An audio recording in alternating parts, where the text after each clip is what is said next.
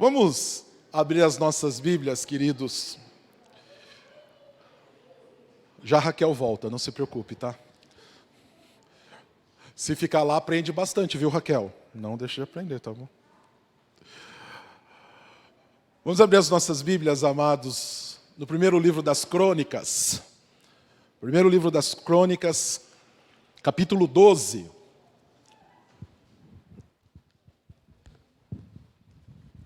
Primeiro Crônicas 12, do 8 ao 15. Nós estamos começando, queridos, uma nova série de mensagens.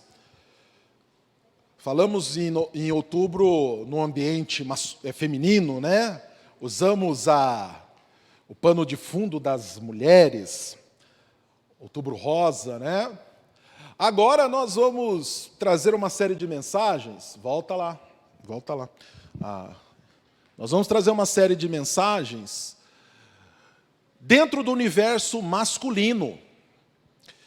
Porém, mulheres, quero toda a atenção, empenho de cada uma de vocês para que vocês possam aprender. Homens, é o Novembro Azul, né? Vamos cuidar da saúde, né? A gente brinca com algumas coisas, algumas questões aí da saúde masculina, mas a realidade é importante que cuidemos da saúde e que, sem preconceitos, estejamos aí cumprindo o nosso papel, cuidando da saúde. Cuida da saúde física, e eu quero, nessa série de mensagens, cuidar da tua saúde emocional e espiritual também. Então, agora em novembro nós vamos ter essa série, Homens da Palavra. O que nós queremos? A cada domingo nós vamos trazer homens da palavra, que vão servir de exemplo para que nós nos tornemos homens da palavra.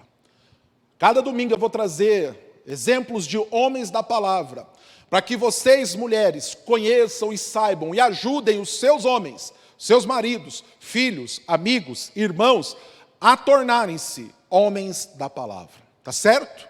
E no texto que nós vamos ler hoje, lá do primeiro livro das Crônicas, no capítulo 12, nós temos uma história bem interessante a respeito de alguns homens. E eu quero que você acompanhe comigo. O texto está aqui, meninos, me ajudem aí, por favor. Se você não tem aí na tua Bíblia, você pode acompanhar comigo. Na projeção ali tem o texto. Se não, você lê aí na tua palavra, você acompanhe o que diz esse texto. 1 Crônicas 12, dos versos de 8 até o 15. E diz assim, olha, dos gaditas, passaram-se para Davi, a fortaleza no deserto, homens valentes, homens de guerra, para pelejar armados de escudo e lança. Seu rosto era como de leões, e eram eles ligeiros como gazelas sobre os montes. Ézer, o cabeça, Obadias, o segundo, Eliabe, o terceiro, Mismana, o quarto, Jeremias, o quinto, Atai, o sexto, Eliel, o sétimo, Joanão, o oitavo, Eusabade, o nono, Jeremias, o décimo, Maquibanai, o undécimo. Estes, dos filhos de Gade, foram capitães do exército. O menor valia por 100 homens, e o maior por 1000. São estes os que passaram o Jordão no primeiro mês, quando ele transbordava por todas as suas ribanceiras, e puseram em fuga a todos os que habitavam nos vales, tanto no Oriente como no Ocidente. Amém? Vamos orar? Pai, muito obrigado pela tua palavra, e pedimos que nessa noite o Senhor nos ensine através dela, e que possamos ser aqui, Senhor, obedientes à tua palavra, que possamos aqui, Senhor, ser instruídos e que possamos aprender com a tua palavra, louvando, bendizendo e adorando o nome de Cristo Jesus. Amém e amém. Nós temos aqui, queridos, um texto bem interessante. É um texto histórico, que está relatado aqui, é uma história.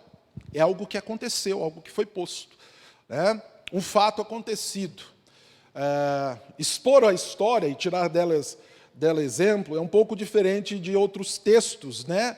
Que nós temos questões teológicas implícitas, às vezes que precisam da análise ali dos originais, para que nós possamos entender a fundo, muitas vezes, um texto que fica vago na nossa mente.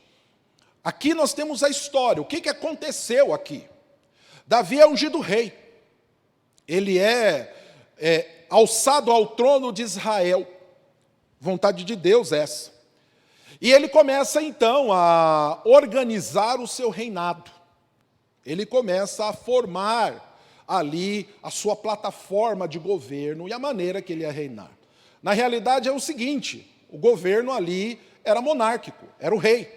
O rei tinha sob suas mãos o poder. E Davi, para começar o seu reinado, começa então a saber o que ele tem, principalmente a sua força bélica.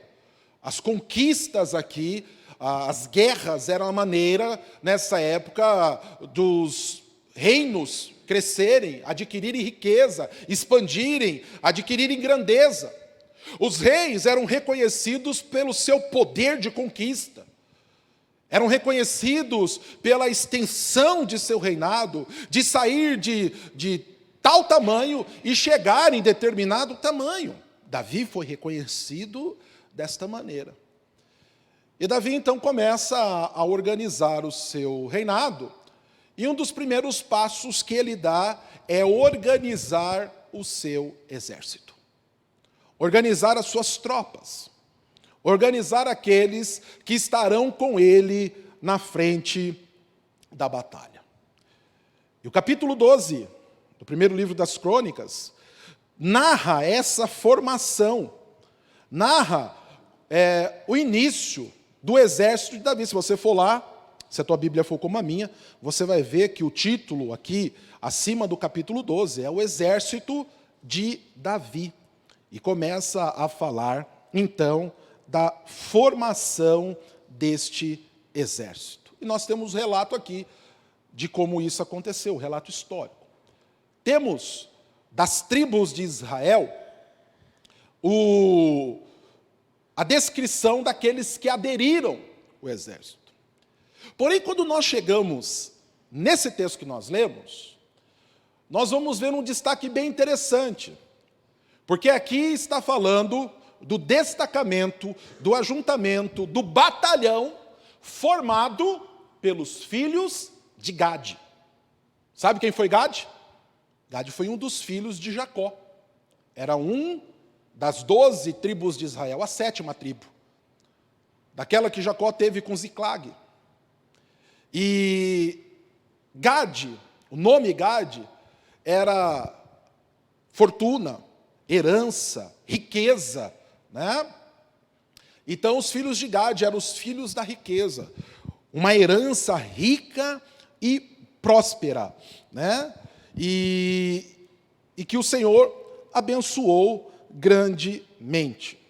E esses homens, não só eles, mas nesse caso particular, esses homens, eles saíram da sua terra e eles foram se juntar a Davi, para com ele formar um exército. Só que Gade, ela não era uma das tribos que estava ali no derredor de Jerusalém.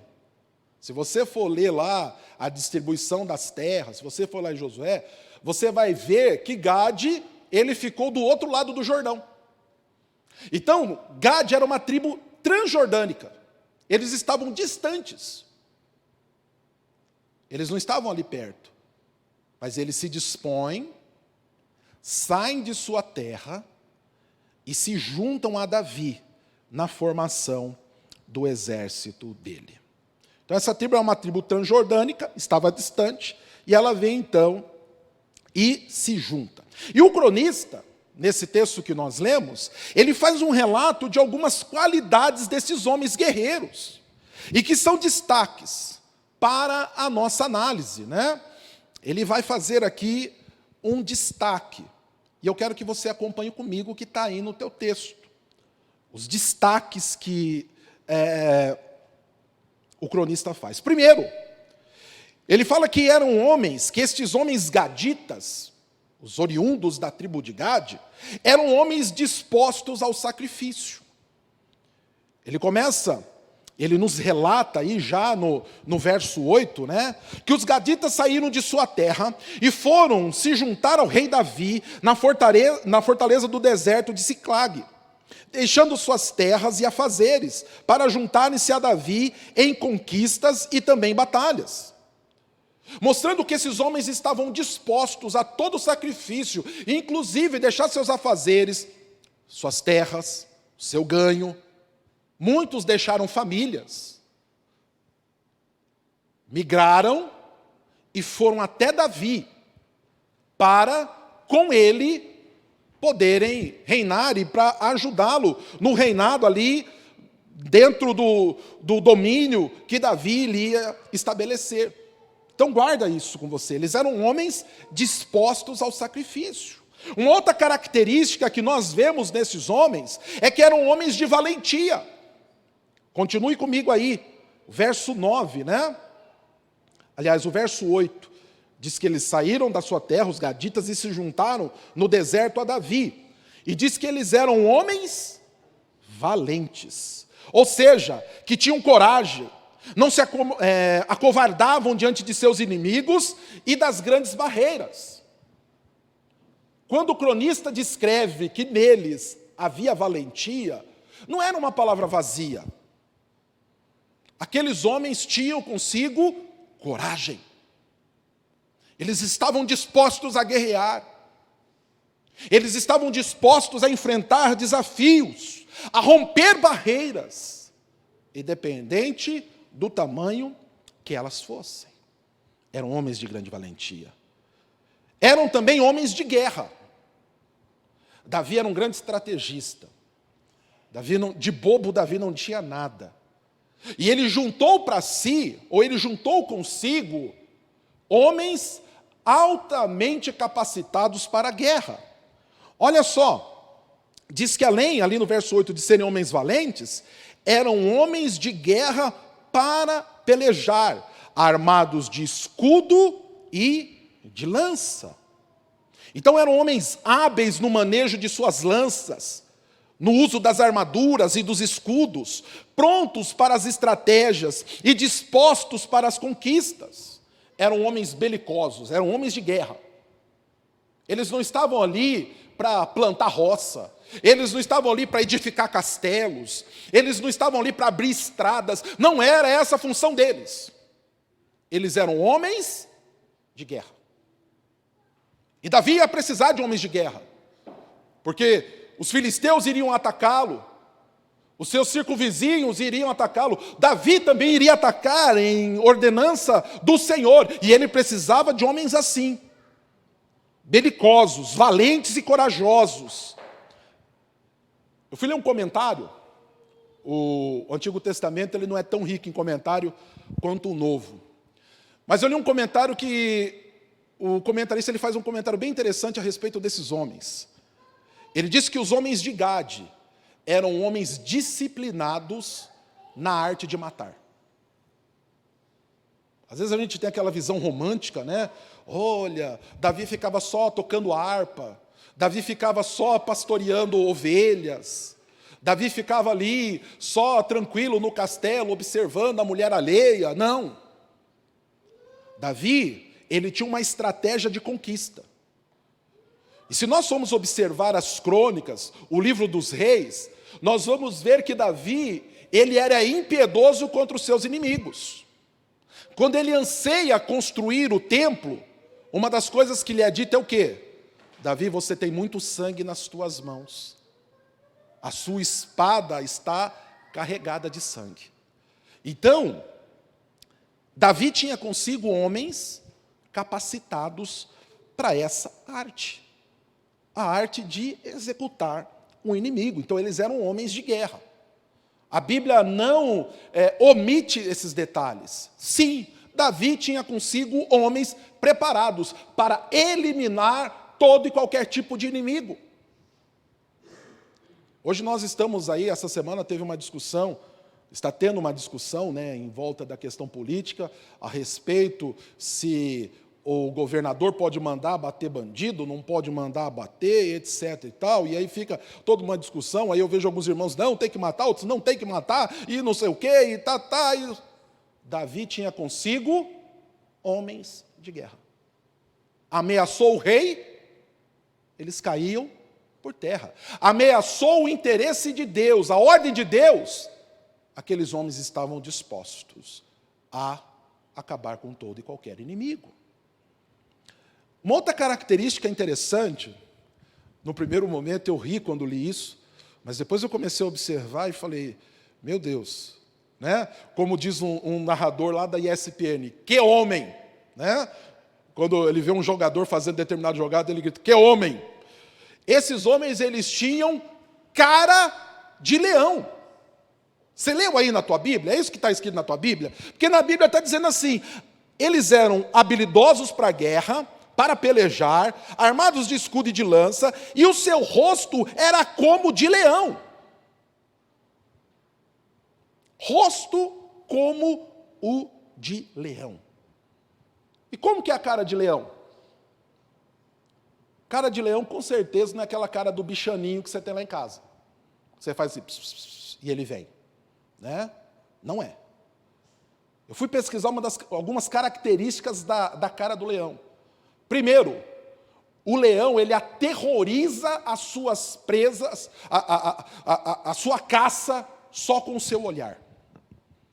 Só de olhar, a presa já fica aterrorizada. E muitas já se tremem, ao ponto de não conseguirem correr, e já estarem ali quase prontas para o abate. Uma outra característica do leão, da cara do leão, é que ele é circunspecto. Ele olha com determinação por aquilo que ele vai fazer, ele não se desvia. O olhar dele está pronto para concluir aquilo que já foi determinado dentro do seu instinto, dentro da sua característica. Uma outra coisa, que não está muito ligado à cara do leão, mas está ligado ao leão. O leão aterroriza e amedronta as suas presas, aqueles animais que ele quer abater, também com o seu rugido. E o rugido de um grande leão pode ser ouvido até 9 quilômetros de distância. E ele pode aterrorizar uma presa até 9 quilômetros de distância. E diz que estes homens tinham consigo cara de leão. Homens que se pareciam com leões, dotados de rostos duros, plenos de terror e violência, como leões que olhassem para a presa, eram ousados e selvagens, eram matadores ferozes. E o leão, ele é determinado naquilo que ele vai fazer. Ele não volta atrás. Raramente ele desiste daquilo que ele vai fazer. Característica bem interessante. E diz também que esses homens eram ligeiros e habilidosos, como as corças, né, das colinas. E essa linguagem zoomórfica mostra que tais homens reuniam habilidades incomuns aos demais. Eles tinham tamanha ferocidade e disciplina no que faziam. Eram ligeiros, por quê? Porque já tinham arquitetado na sua mente aquilo que eles iam fazer. E quando eles chegavam no campo de batalha, tudo já estava traçado na sua mente. Era só colocar em prática. Eram planejados, organizados. Nada nem ninguém fugia do ataque, da investida deles. Eram também homens extraordinariamente valorosos. E apesar da descrição hiperbólica aqui, a realidade é que esses guerreiros gaditas eram homens que traziam consigo um forte valor agregado. O cronista, ele relata que o menor dos gaditas valia por 100. O maior, por 1000. Eram homens que tinham alto valor agregado. Que qualquer comandante, aliás, Davi não era qualquer comandante. Davi era o comandante. Mas qualquer comandante queria ter ali consigo. Tamanha a qualidade, tamanha a destreza, a qualificação que esses homens tinham. e eram homens de feitos extremos. A força e a coragem desses guerreiros gaditas são ilustradas ainda mais pelo seu cruzamento do Rio Jordão. Você vai ver aí, lá no verso 15, que são esses os que passaram o Jordão no primeiro mês, né? E por que o cronista diz isso? Porque o primeiro mês, ele era o mês do início da primavera. E o Jordão, ele se tornava um rio totalmente diferente após o inverno. No inverno ele era um rio de volume baixo, tranquilo.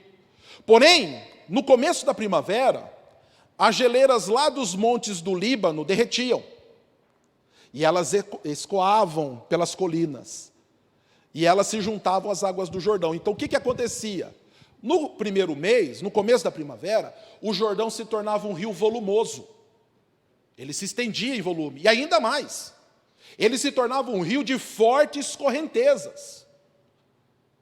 Sendo que o Jordão era usado, muitas vezes, como uma barreira natural para que os povos pudessem se defender dos seus inimigos. Então diz que os gaditas, eles olham do outro lado do Jordão e eles veem na colina os seus inimigos, aqueles que eles precisavam abater, aqueles que eles precisavam guerrear contra. Só que o rio estava cheio, o rio estava em enchente. E eu fico imaginando que os inimigos lá do outro lado estavam assim, né? Bem feito, agora eu quero ver vocês nos pegarem, o rio está cheio, eu quero ver passar.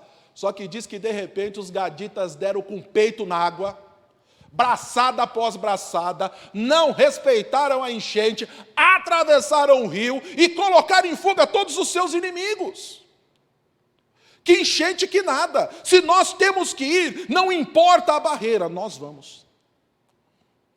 Mas ninguém passa o Jordão no primeiro mês, passaremos. Ninguém conseguiu, conseguiremos.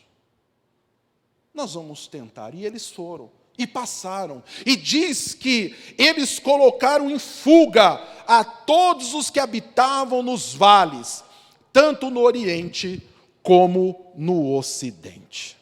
E aqui fica o relato de grande feito, feitos extraordinários, que estes homens gaditas traziam consigo.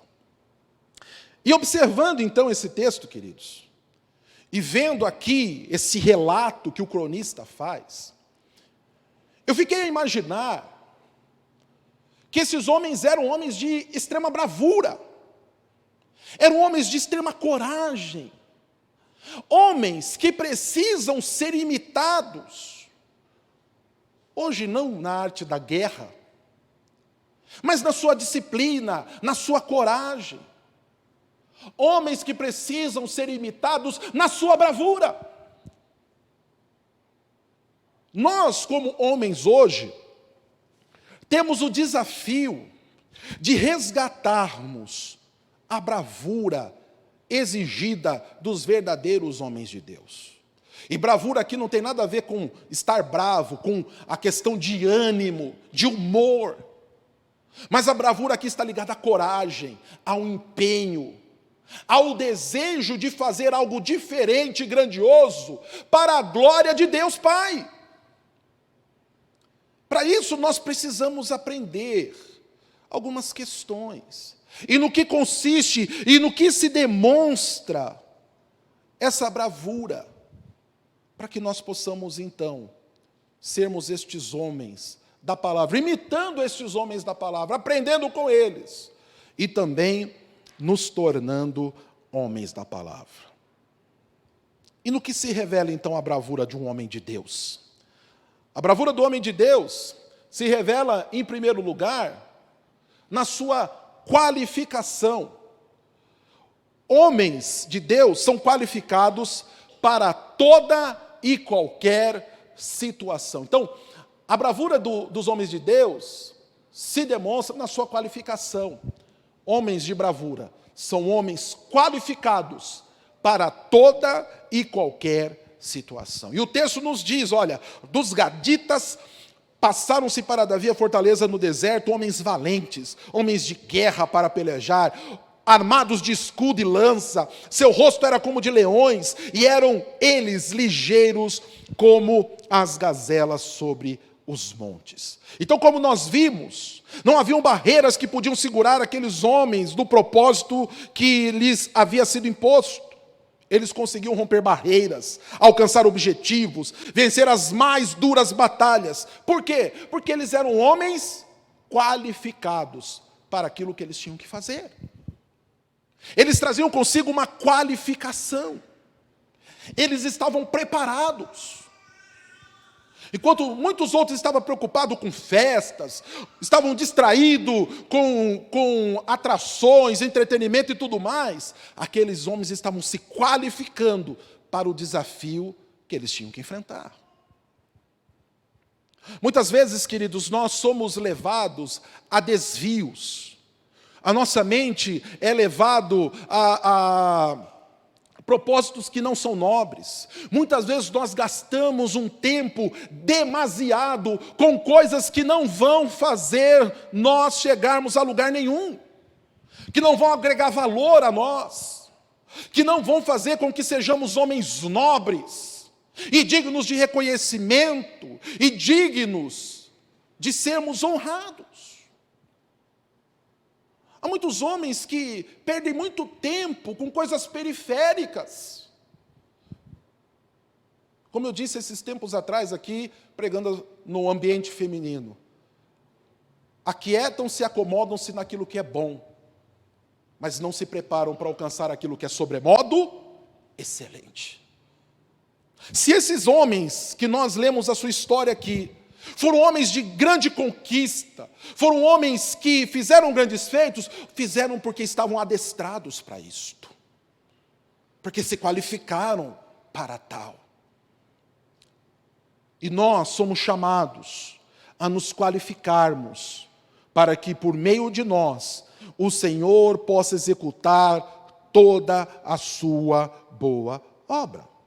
Se queremos ser bem-sucedidos nas nossas empreitadas, nós precisamos estar qualificados para elas. Muitos homens têm enfrentado em suas vidas lutas espirituais. E muitas vezes não conseguem vencer, por quê? Porque não estão qualificados para isto. A palavra de Deus diz que a nossa luta não é nem contra a carne, nem contra o sangue, Efésios 6,12, né? Mas contra os poderes e autoridades, contra os dominadores deste mundo de trevas, contra as forças espirituais do mal nas regiões celestiais.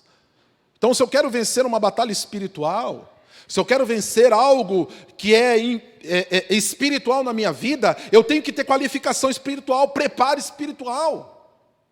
Eu tenho que ser um homem que pratica o jejum. Eu tenho que ser um homem que pratica a oração. Eu tenho que ser um homem que está adestrado na palavra do Senhor, conhecedor da palavra do Senhor.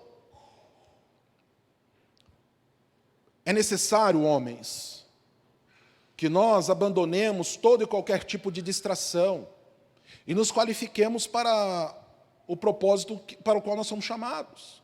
Há muitos homens hoje que reclamam que não conseguem entender os seus filhos. Na realidade, essa luta, essa guerra de gerações já vem de muitos tempos, né? Mas não se qualificam para serem pais. Não buscam a qualificação, e principalmente a qualificação da palavra de Deus, para que possam ser bons pais. A palavra de Deus diz que o homem de Deus tem que viver a vida comum do lar. Muitos homens não sabem nem o que acontece dentro da sua casa. Como que serão bons pais? Não se preparam, não se qualificam para conversar com seus filhos. Muitos homens reclamam que não conseguem entender suas esposas. Eu entendo vocês. Não é fácil, né?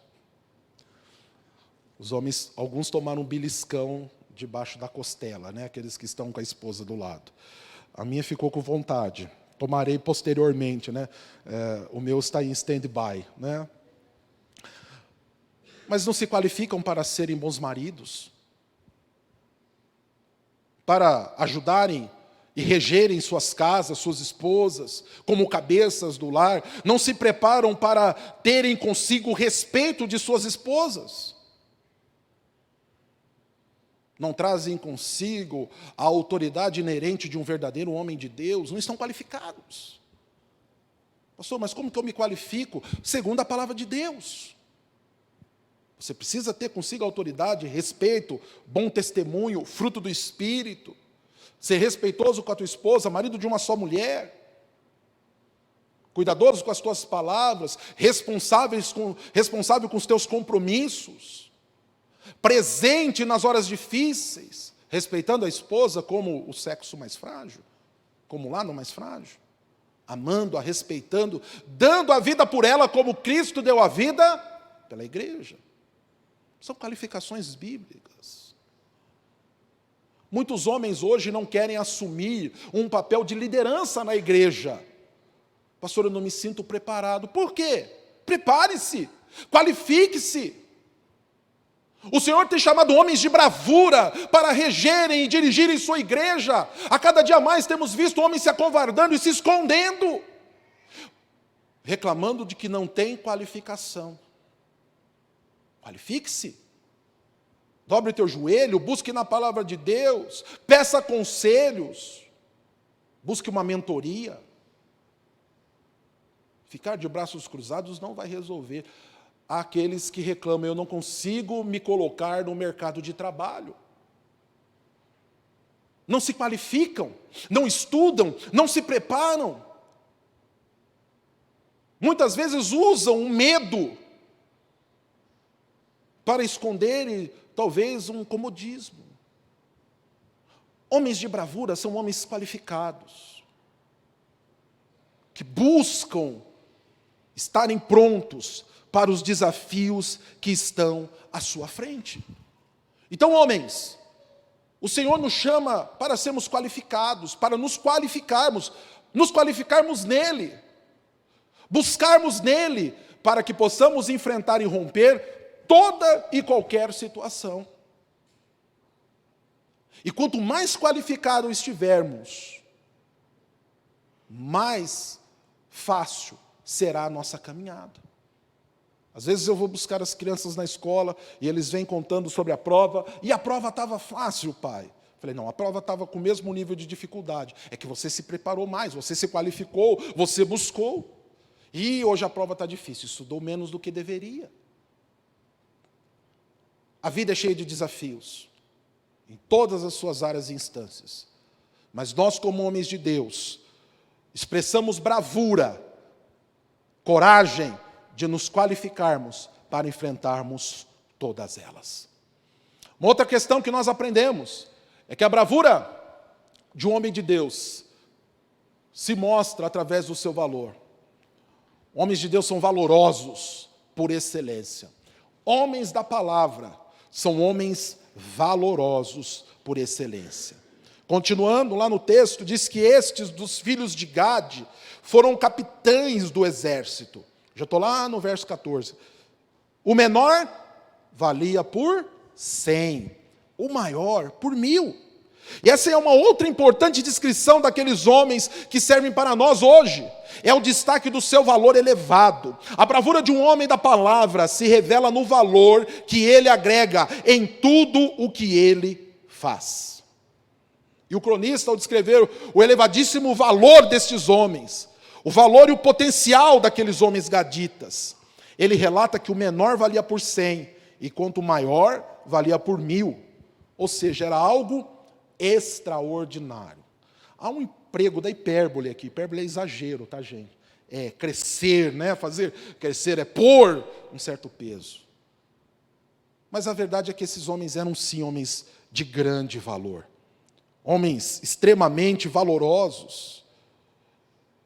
Davi era um homem extremamente valoroso.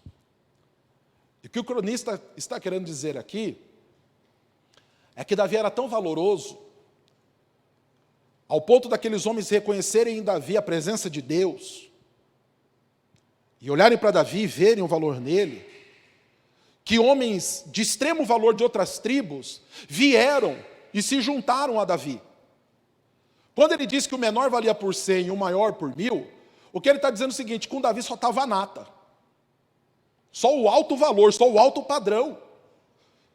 Não foi a escória, o leite totalmente desnatado com 1% de gordura, né? Que parece que lavaram a caixinha e jogaram lá, né? Não. O que estava com Davi era nata. Aquela nata gorda. Sustância. Homens de alto valor. Em tudo que eles faziam, eles eram bem-sucedidos. Em toda a empreitada, eles alcançavam sucesso. Porque eram homens de valor. Eles traziam consigo, e eles cultivavam consigo este valor. E aqui fica uma lição importantíssima para nós, homens. Nós devemos ser no nosso caráter, na nossa vida cristã, na nossa espiritualidade, nos nossos relacionamentos, em tudo aquilo que nós fizermos, homens que valem 1000 por 1. Aqui nós temos os que valem 100 por 1 e os 1000 por 1. Olhemos para os que valem 1000 por 1. Ou 1 por 1000. E que sejamos no nosso caráter, e que sejamos na nossa caminhada, na nossa vida, homens com este valor agregado. Mulheres, ajudem os homens que estão ao teu redor a serem estes homens valorosos. Ajudem que eles gostem de trazer consigo este valor. Há muitos homens que parece que amam, flertam e almejam estar na sarjeta, andando na mais pura escória, cheirando a latrina. Homens de Deus, homens da palavra, são homens de valor, homens valorosos, que agregam valor a tudo que fazem. Naquilo que você tem posto a tua mão, homem, tem sido agregado um valor, tem sido agregado um peso. As pessoas têm sido elevadas quando se associam a você. As pessoas têm se sentido bem e motivadas a continuarem em suas vidas quando elas estão junto com você. Você agrega valor. Você é um pai que agrega valor, você é um marido que agrega valor, você é um pastor que agrega valor, você é um presbítero que agrega valor, um diácono que agrega valor, você é um profissional que agrega valor. As pessoas, ao conversarem com você, elas saem valorizadas, elas recebem da riqueza que há em você. Nos relacionamentos que você nutre, você agrega valor. Há pessoas que são furtivas. Quando você se relaciona com ela, você se sente saqueado. Já se relacionou com pessoas assim? Pessoas que parecem que sacam aquilo que você tem, te levam à força, te sugam. Homens de valor não são assim. Homens de valor agregam. Vira e mexe eu uso o exemplo, que existem 2 tipos de pessoas: as âncoras e os balões. Homens de valor são como balões. Eles te sublimam. Eles te levam às alturas. E quando você está lá, você não sente medo, pelo contrário, você se sente encantado, maravilhado com aquilo que você pode ver e alcançar através da ajuda deles. Há homens que são como âncoras, que levam para a profundeza, que levam para a escuridão, que levam para a frieza. Nós não somos assim. Nós somos chamados a agregarmos valor. Com certeza, Davi sentia que o seu exército se tornou melhor, que o seu contingente se tornou melhor com a presença daqueles homens. Com certeza, Davi olhou e disse: opa, nesses destacamentos aqui, nesses pelotões, há segurança. Relata, cronista, faz um relato aí de quem são estes gaditas, porque eles trazem consigo um valor verdadeiro. Precisamos ser assim também. Homens que agregam valor. Devemos ser 1 por 1000 como esposos, como pais, como maridos, como filhos, tudo aquilo que nós fizermos, agregando um valor verdadeiro. Quando eu converso com a minha filha sobre certos assuntos incômodos, dentre eles casamento, né? Minha filha um dia vai casar. Não era algo que eu planejava, mas minha princesinha um dia vai casar, né? E eu digo para ela: filha, não se case por alguém que você se apaixonou. Paixão cega. Se case com alguém que tenha valor, que seja um homem de Deus. Se for bonito, Deus te abençoe, né? Mas que seja um homem de valor, um homem de Deus. Porque se ele for um homem de Deus, com certeza o Senhor não vai deixar que nada lhe falte. Então, que nós tenhamos esse valor junto conosco. E, em último lugar, a bravura do homem da palavra consiste em sua coragem diante dos desafios. Homens da palavra são persistentes e corajosos diante dos desafios. Homens, guardem isso do coração de vocês. Homens de bravura, como é o título dessa mensagem, bravos como um leão, são homens persistentes e corajosos diante dos desafios. O Jordão estava cheio, enchente. O desafio para cumprirem o seu papel era grande. Mas eles não atentaram para o volume das águas, não atentaram para a força das correntezas. Neemias e Esdras, na reconstrução dos muros de Jerusalém, não atentaram para os escombros. Eles não atentaram para o tamanho dos desafios. Simplesmente eles tiveram coragem. Josué estava aterrorizado diante dos grandes desafios que estava adiante de si. Moisés havia morrido. O povo estava para adentrar a terra prometida. Josué olha para tudo aquilo e com certeza o seu coração estremece, mas Deus lhes diz: não temas, tão somente ser forte e corajoso. E o Senhor descreve o que iria fazer e mais uma vez diz: não te disse eu, não te espantes e nem te atemorizes, tão somente ser forte e corajoso para completar todos os desígnios que eu te mandei. Homens, nós somos chamados a demonstrar a nossa bravura mediante a coragem diante dos desafios.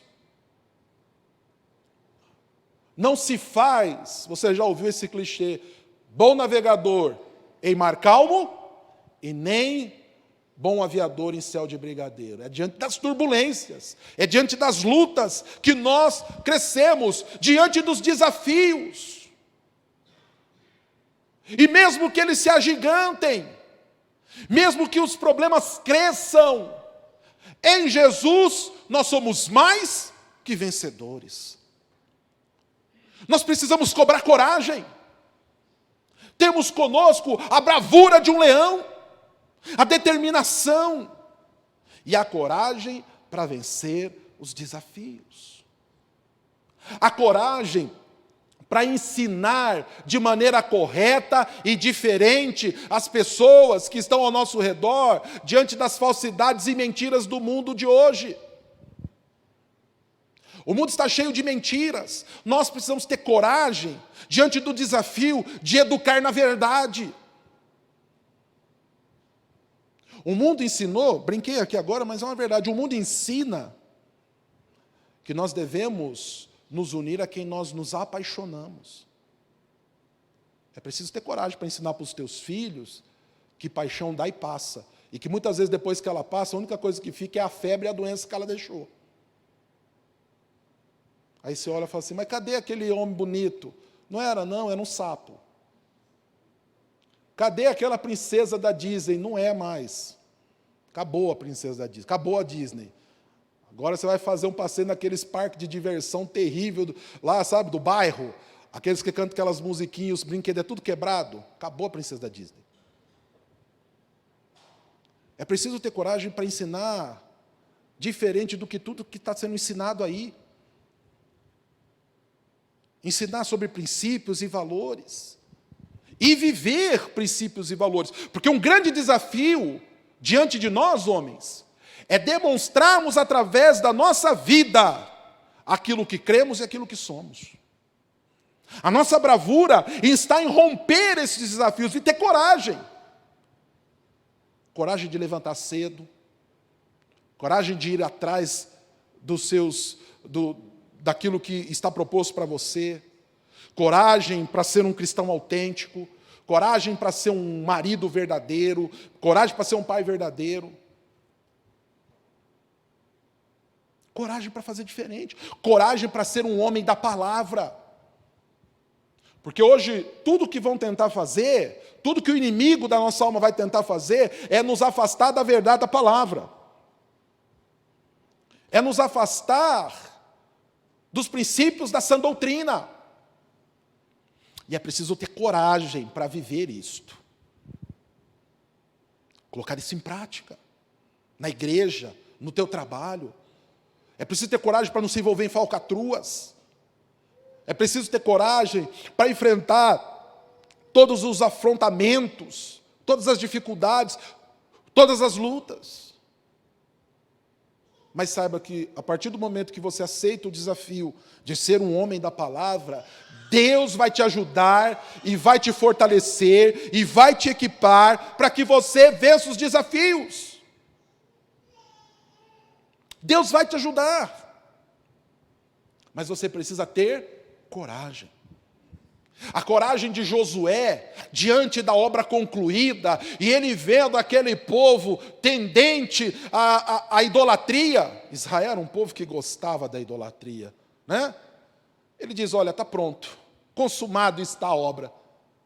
Vejam quem vocês vão servir. E ele faz uma declaração corajosa e valorosa. Eu e minha casa serviremos ao Senhor. Isso é ter coragem, isso é ter hombridade, isso é ter bravura. No mundo que te chama a descrer, no mundo que zomba da tua fé, no mundo que tem uma fé tão mambembe, você é chamado a viver uma fé verdadeira, o desafio de ser um homem da palavra. De mostrar o teu valor como homem de Deus, mas vão rir de mim, não tenha medo. Mas vão me escarnecer de mim, não tenham medo. Me fecharam as portas, não tenha medo. Não te mandei eu. Ser forte e corajoso. Mulheres da palavra devem ajudar os homens a serem assim. E unirem-se a homens assim. Tem muitas mulheres da palavra que acabam se unindo a homens fracos. Acabam se unindo a homens fora do propósito. E pagam preço por isto. Ajude o teu homem a ser assim. Ajude o teu filho a ser assim. É um grande desafio para nós como pais, ajudarmos os nossos filhos a serem assim. Terem bravura, serem valorosos. No mundo que chama os mancebos, que chama os garotos a se tornarem tal como meninas, já disse que para as meninas serem meninas é algo maravilhoso, viu, meninas? Sejam femininas, meninas delicadas. Agora, para o menino não cai bem. Ele é chamado a ser homem, a ter a bravura de um homem. Vê-se aqui, eu não assisti o programa, e não assistiria, espero que você também não tenha assistido, mas eu vi a chamada daquele programa da Globo, Amor e Sexo, essa semana. E eles estavam falando dos homens, e diz que o mundo está que os homens desse mundo carecem do feminino, daquilo que é feminino, né? Vê se aqui na tua Bíblia está dizendo dos homens aqui de Gade que eles eram homens delicados, ternos, choravam diante. Eles viam o Rio Jordão cheio, eles se emocionavam, que rio lindo! E caíam em lágrimas. Meu Deus, faziam uma poesia. Não tem o rio de Piracicaba? O rio lá do Jordão, e choravam. Não, eles eram bravos como leão, viu o rio cheio, pulou dentro do rio. Pularam dentro do rio. Ai, meu Deus, eu vou molhar o meu sapato novo, minha calça apertadinha. Não, pularam dentro do rio. braçada no rio. E eu fico formando na minha mente a imagem dos inimigos do outro lado. Outrora, não, você não, igual criança, né? Você não me pega, você, corre que eles estão vindo! Porque eram bravos, não tinha desafio que os impediam. Sabe por quê? Porque eles eram homens. E Deus os capacitava para fazerem aquilo que era para eles fazerem. Não fugiam do fato de serem homens. E o que está faltando é isto. Homens que têm essa coragem, essa bravura, que enfrentem os desafios. Hoje você não vai precisar desembaiar a espada. Você não vai precisar atravessar o Jordão.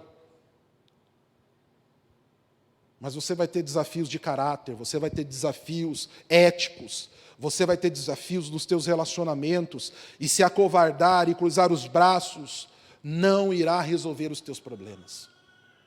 E ainda mais, não irá tributar a Deus a glória que lhe é devida. Nós tributamos glória a Deus quando, movidos por Ele, temos coragem, ousamos fazer diferente e romper os desafios. Que tenhamos a disposição de mostrar assim o nosso valor, com alegria e perseverança, na força do Senhor, no seu braço de extremo poder. Homens de bravura não são covardes, não são acomodados ou omissos, e nisso o Senhor, o nosso Deus, é glorificado nos feitos grandiosos de seus filhos amados. Então está aqui nossa primeira lição de como temos a bravura de leões e nisso glorificarmos o Senhor, nosso Deus. Oremos. Pai de amor, nós te celebramos nessa noite e agradecemos pela tua palavra. Pedimos, tenha misericórdia de nós, aceita o nosso ensino que pregamos aqui nessa noite e manifesta o teu poder sobre nós, ó Pai. Manifesta a tua glória e que possamos viver, ó Pai, aquilo que é de melhor do Senhor, aquilo que é extraordinário do Senhor, com bravura, com coragem, mas acima de tudo, ó Pai, com a humildade que o Senhor pede de nós. Abençoe o teu povo, que teu povo tenha um coração disposto a ouvir e a obedecer a Ti, no louvor, na honra e na glória de Cristo Jesus. Amém e amém.